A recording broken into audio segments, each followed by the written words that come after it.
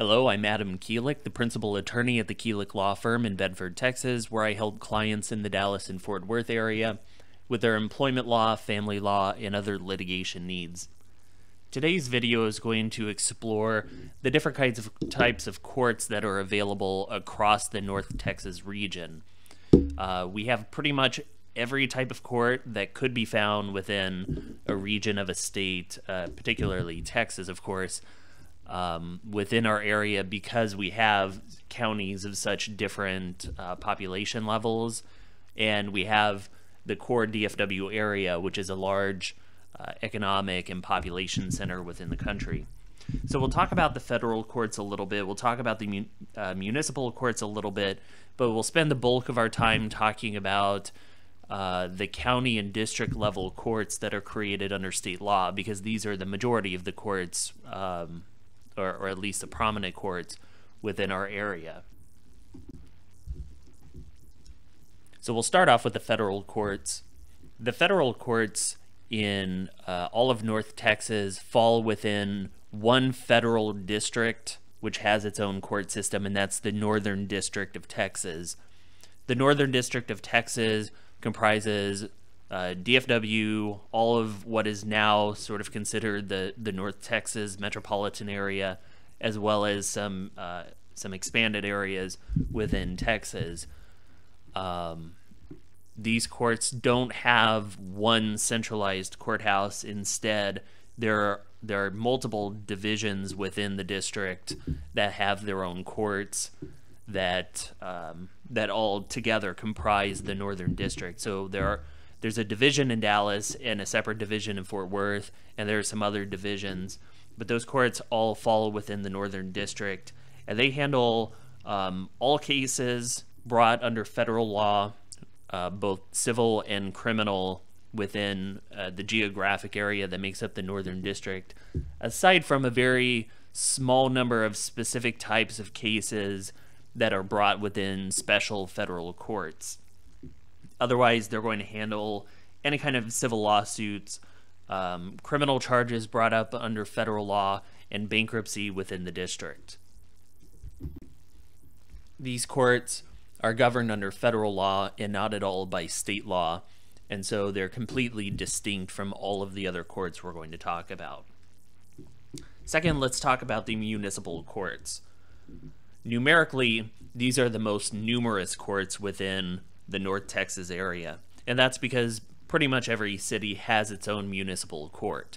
The municipal courts are courts of limited jurisdiction. They only hear certain types of low-level misdemeanors like traffic tickets and violations of city code or city ordinance like curfew tickets, and other kinds of like property issues. If your house isn't kept up to standards or whatever, you might get a ticket from code enforcement, and the municipal court in that city is going to have jurisdiction over that case. Otherwise, the municipal courts lack jurisdiction to hear civil lawsuits or more severe criminal offenses. But the municipal courts are low-level courts, and so although they're the most numerous, they're not the most prominent courts within the area. These would be the county and district level courts, of which there are many of these, and they're intertwined and have at certain areas overlapping jurisdiction, and so it can be complicated to figure out what exactly each of these different courts do and why certain areas have different types of courts. The basis for the court system in Texas comes right out of the Texas Constitution. It lays out a court system that's primarily based upon the authority of the county, but there are courts that cover a geographic jurisdiction smaller than the county, and in some cases courts that cover multiple counties within their jurisdiction. The primary way that these courts are broken up and assigned is based upon the population of the area that they cover, and particularly here it's going to be the county level population that determines what kind of courts are available. Within some of these levels, we have criminal courts that obviously only hear criminal cases, and then we have civil courts, and the civil courts may hear all types of civil claims, or they may hear particular types of civil claims exclusively within certain courts. So particularly on the civil side, it can be kind of complicated to maneuver the maze to figure out where exactly a case can be filed and should be filed, to figure out what's going to be best in a given case. But generally, we're going to find these types of courts within North Texas. There are district courts, which could be considered the highest level trial courts within the Texas court system. There are also constitutional county courts, of which every county is required to have one county court. There are also both civil and criminal county courts at law. There are statutory probate courts and justice of the peace courts. The district courts handle really any kind of case that comes up under Texas law, unless jurisdiction of a particular district court has been limited to a particular area. For example, some district courts may be exclusively criminal courts, some may be family law courts, other ones in smaller counties may have that general jurisdiction to hear everything that comes their way. Within certain counties, the legislature has broken up the responsibility over the county court jurisdiction between a number of courts, the constitutional court, and then the statutory courts that are the courts at law. And then they may also create statutory probate courts at the county level that hears exclusively probate issues. And then each county is going to be broken up within some justice of the peace courts, and these courts have very limited civil jurisdiction. They're the small claims courts. They also hear other low-level misdemeanors, much like the municipal courts, but if those citations are issued by either county officials like a sheriff's department or in a city that lacks a municipal court, then the justice of the peace is likely going to hear those criminal citations or criminal offenses as well. The larger the population within the county, the more likely it's going to have multiple justices of the peace. So let's talk about how these different types of courts are broken up amongst the North Texas or DFW area, and what kind of courts you're going to find and why it's broken up this way. So as I said before, the way the court systems are structured depends upon the population of the county. And if you look at the greater North Texas area, you really see sort of three levels of county populations. Number one is Dallas and Tarrant, which have the largest populations. Second are Denton and Collin counties, which have not quite the population of Dallas County or Tarrant County, but larger populations than some of the more rural counties. And then third, we have all of the other surrounding counties that have the smallest population and also are the most rural of the greater North Texas area. So let's start off talking about the Dallas County and Tarrant County court systems. These two counties, because of their population size, have the maximum level of courts that they could. They've got every kind of court imaginable under Texas law, and so because they're both at that same level, you find the same systems in both counties. But although the actual structure of the courts are the same between those two counties, I can tell you that the way that the court systems work in a practical manner is fairly different. Part of that has to do with the political differences between the two counties. Some of it is just the fact that each county sort of develops its own culture around its judiciary, and so there's going to be some differences across each county. But in Dallas and Tarrant County, we've got the largest population, which means we get our own district courts in each county. So there are district courts in Tarrant County, there are district courts in Dallas County, and these courts only hear cases that originate within those counties. In other counties that are smaller, you'll actually see that the districts have multiple counties under their jurisdiction. Not only do we have our own district courts for the individual county, but there are multiple district courts, and there are courts with specialized jurisdiction. So you'll find district courts that have exclusively criminal jurisdiction, exclusively family law jurisdiction, and then the rest will cover all of the other civil lawsuits or civil claims out there, with the exception of probate. In some counties, the district court can hear probate matters, but if there are statutory probate courts created within that county, then jurisdiction over probate goes to those statutory probate courts, of which Tarrant County and Dallas County both have their own probate courts.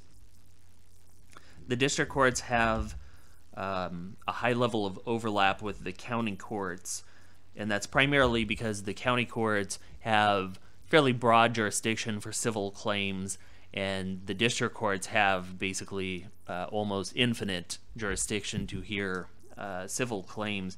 So there's a lot of overlap in the civil level, not quite so much on the criminal level. Within the county courts that we have, again, both Dallas and Tarrant County have the same division, and there is the actual county court within both counties, but there are also criminal courts at law and civil courts of law, and these are the two types of courts that actually hear the criminal offenses in the criminal courts and the civil claims in the civil courts within the respective county. The reason why this occurs is because the Constitution requires that each county has a county court, and that court has jurisdiction over all of these civil and criminal issues. However, the courts are also responsible for overseeing the commissioner's court within the county, and the commissioner's court is basically the government of the county. Well, if the court is dealing with a commissioner's court in a large county like Dallas or Tarrant, then they've got their hands full administering government in the county. They don't really have time to sit in the court and hear cases 8 hours a day. That would be impractical. So the legislature created these courts at law to take that burden off of the county court so that we can have judges presiding over courtrooms on a full-time basis. And so in each county, you'll find county courts at law in both civil and criminal, respectively, dealing with those cases. Additionally, there are justice of the peace courts within each county. Each county has multiple precincts that the JPs oversee, and that's where you're going to go for your small claims cases. And they're broken up geographically within the county. So, for example, in Tarrant County, if you're over in Bedford, where my office is, you're only going to hear cases that originate out of that geographic portion of the county, and it's going to go to that specific precinct.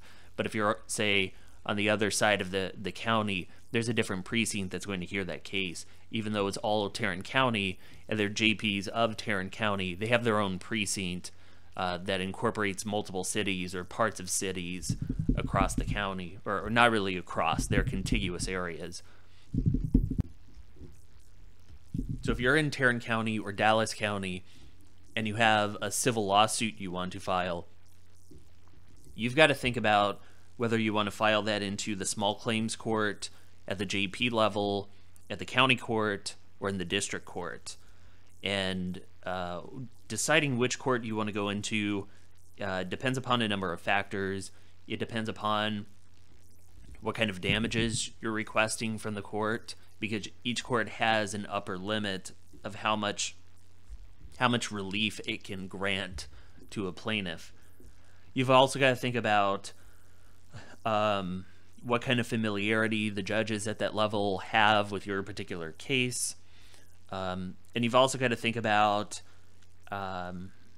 how the courts are run. Some of the courts run faster than others. Some of the courts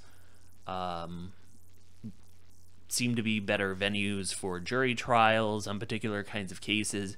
So you've really got to think about, where do you want to go with this case? What do you need the court to do for you?